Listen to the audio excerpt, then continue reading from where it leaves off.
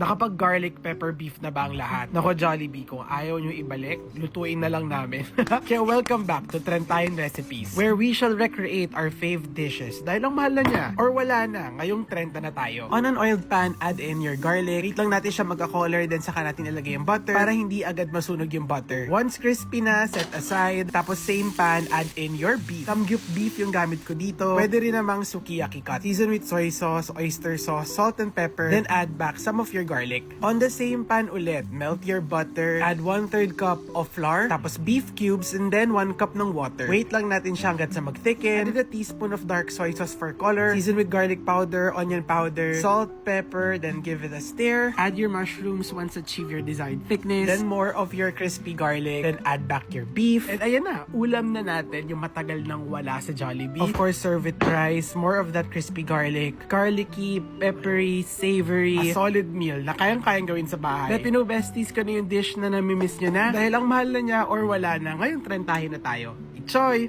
Hindi nyo pa ba ibabalik? Pero kung hindi nyo man ibalik, lutuin na lang natin.